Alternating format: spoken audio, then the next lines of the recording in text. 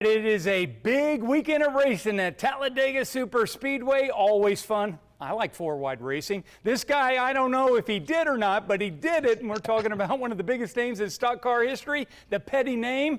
Numerous generations of drivers virtually right now. Joining us here is Kyle Petty. How you doing? Doing great, man. Thanks for having me. Hey, it's our pleasure. So what didn't you do? I mean, you were a driver, a country singer. We won't ask you to sing, a sportscaster, dad, husband, and now an author, right? Yeah. Listen, I got to keep moving. It's the same old thing in racing, man. You keep moving until they throw the checkered flag, and I just keep moving, man. I understand. So tell us about the title of the book, Swerve or Die, Life at My Speed in the First Family of NASCAR Racing. Your dad, of course, the king.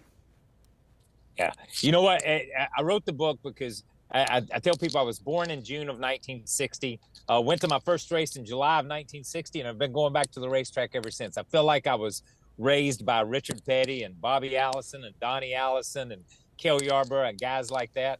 At the same time, I got to race against Earnhardt and Terry Labonte and people like that. Then Jeff Gordon comes along and Tony Stewart and Kyle Busch, get to race against those guys. So it's crazy. My career spans a lot.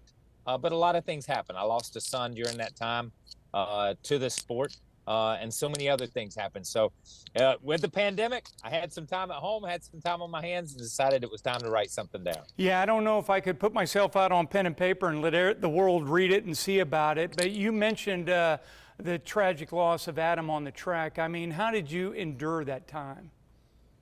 You know, that was tough. You know, obviously the Allison family, Bobby and Judy went through a lot, and I leaned on that a lot, honestly. But it's you know, the sport had been so good to us. You know, my Adam, he loved it. He loved getting in that race car. So it was good to him while he was here. And you know, I don't think you ever deal with the loss of a child.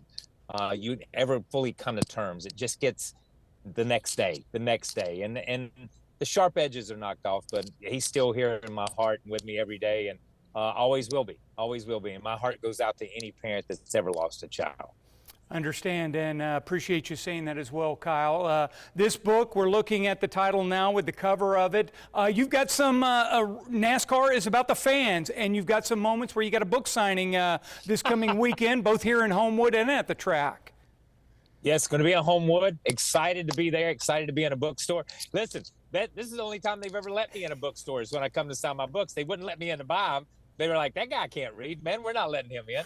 And I'll be at the racetrack on Sunday signing at the Chevy booth. But I am really, really excited. There's some fan stories in this book. There's some funny things that happens to you when you drive a race car with fans. So there's some funny stories in there, too. Well, I tell you what, Kyle, we thank you so much for joining us right here on WBRC Fox 6 News at noon. Going to be grabbing the book and taking a look at it and reading those pages and laughing and crying along with you. Thank you so much for your time. Thank you, guys, man. I'll see you at the racetrack. All right, take care.